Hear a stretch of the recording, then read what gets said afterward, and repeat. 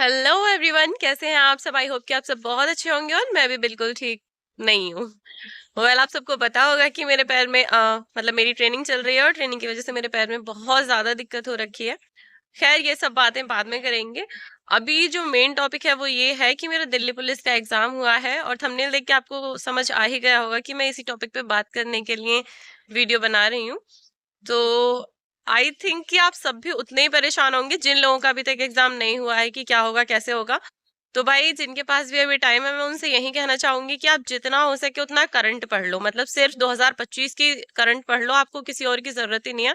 I think आप 50% से ज्यादा पेपर तो ऐसे ही कराओगे अगर आपको 2025 की करंट अच्छे से आती है तो मेरे हिसाब से पेपर, जैसे सब लोग कह रहे हैं कि बहुत इजी बहुत इजी बहुत इजी है, तो ठीक है, इजी है नो डाउट। और मैथ्स के क्वेश्चंस कुछ तो बहुत ही ज्यादा इजी हैं, लाइक बिल्कुल कुछ नहीं है।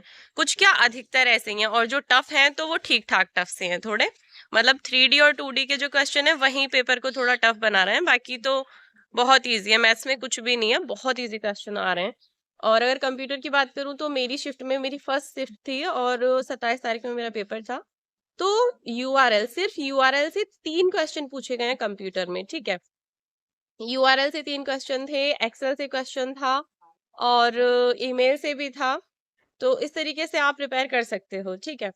तो मैं ये नहीं कह सकती कि वर्ड ही थी एक्सेल ही थी। 3 क्वेश्चन मैंने अच्छे से देखा था, यूआरएल के थे और एक्सेल का भी था, वर्ड का भी था। एक्सेल के दो क्वेश्चन थे आई थिंक, और जीमेल का भी था। तो आप उस हिसाब से अपनी तैयारी कर लेना, ठीक है। तो ये तो हो गया कंप्यूटर का। अब आते हैं मैथ्स पे।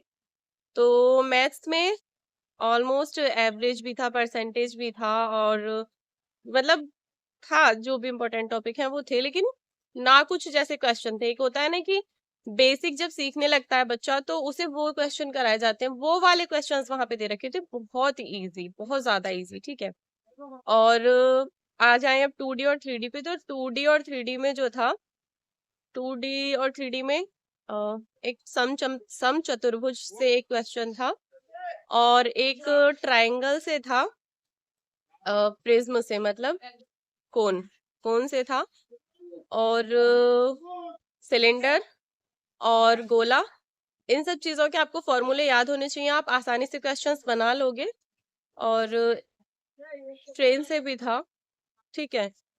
मतलब ये सारे टॉपिक थे पेपर में। तो मेरे हिसाब से मैथ्स में यही था और बहुत ज्यादा टफ नहीं था। मैथ्स में एक एवरेज का क्वेश्चन भी था। हाँ, ये सब था मैथ्स में। और इसके अलावा, हाँ, इसके अलावा एक माध्यिका भी आई थी। तो स्टैटिक्स में से मीन मोड मीडियन एक बार पढ़ के चले जाना। उसके अलावा, मैथ्स के अलावा, अब मैं अगर बात करूं जीएस, तो जीएस में मैंने आपको बता दिया पहले कि करंट बहुत ज्यादा पूछी जा रही है। मेरा पेपर 27 को था और आई थिंक 15 दिसंबर तक की करंट पूछी गई थी।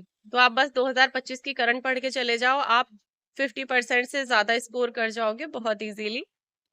और स्टैटिक में से क्वेश्चन बहुत ज्यादा नहीं कह सकती हूँ, 2 क्वेश्चन नृत्य से थे और कुछ क्वेश्चन ऐसे थे, एक बंदरगाह पूछा गया था।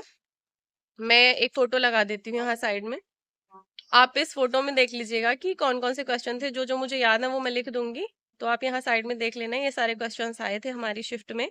पेपर बहुत ज्यादा टफ नहीं था, लेकिन मैं ये भी नहीं कह सकती, उस टाइम पे ना प्रेशर होता है इंसान के माइंड पे। तो बहुत ज्यादा इजी इजी क्वेश्चंस मैं खुद भी गलत करके आई हूँ। लाइक एक तो वो था, दुधवा नेशनल पार्क कहाँ पे है। मुझे अच्छे से पता है, मैंने ट्रिक से याद भी किया था अपने यूपी के पेपर के लिए कि लखीमपुर खीरी में है, दूध से खीर बनती है। लाइक इस तरीके से मैंने याद किया था और बहुत अच्छे से पता है कि लखीमपुर खीरी जो है वो यूपी में आता है। तो दुधवा नेशनल पार्क भी यूपी में हुआ, लेकिन मैं एमपी लगा के आ गई हूँ। पता नहीं उस टाइम मैंने क्या सोचा जो मैंने एमपी लगा दिया। और उसके अलावा कांडला बंदरगाह कहाँ है, मैंने गुजरात लगाया हुआ था, लेकिन दोबारा जब मैं चेक करने निकली हूँ तो मैंने उसको हटा के आई थिंक मैंने कर्नाटक लगा दिया है। नॉट सो श्योर, लेकिन शायद मैं उसे भी गलत करके आ गई हूँ। जीएस हो गई। और रीजनिंग, रीजनिंग भी इजी टू मॉडरेट कह सकती हूँ मैं, क्योंकि कुछ क्वेश्चंस ऐसे ऐसे थे। एक तो सीरीज है, ठीक है, सीरीज में से आपको क्वेश्चन करने ही करने हैं कि एक, मतलब रिलेटेड वर्ड्स, कि इस शब्द के बाद ये दे रखा है, इसके बाद ये दे रखा है। तो इस सीरीज को पूरा करने के लिए इन सब चारों ऑप्शन में से कौन सा जो शब्द है वो परफेक्टली इस सीरीज को कंप्लीट करेगा, उस टाइप से है। और बाकी जो होते हैं कि मिरर इमेज वाला, या मिसिंग नंबर तो नहीं था शायद, हाँ सीरीज में से मिसिंग नंबर था, वो आपको करना है। कुछ नॉर्मल नॉर्मल से मैथ्स के बेसिक वाले जो थे वो भी आ रहे थे, क्योंकि वो आते ही हैं। इन दोनों के बीच में रिलेशन है, वो ही इन दोनों के बीच में होना चाहिए। तो बिल्कुल लास्ट टाइम पे वो मैंने किया था। तो इस तरीके से आ रहा है। पेपर बहुत ज्यादा टफ नहीं है, एकदम रिलैक्स होके करना, सब बहुत अच्छे से हो जाएगा। बाकी मैंने जो अटेम्प्ट किए हैं ठीक ठाक अटेम्प्ट कर दिए, इतनी कि मुझे मतलब ये नहीं था कि मैं इतने सारे क्वेश्चंस अटेम्प्ट करके आऊंगी। रीचेक करने लगी, उसमें भी 3-4 क्वेश्चन मैंने बढ़ा दिए थे।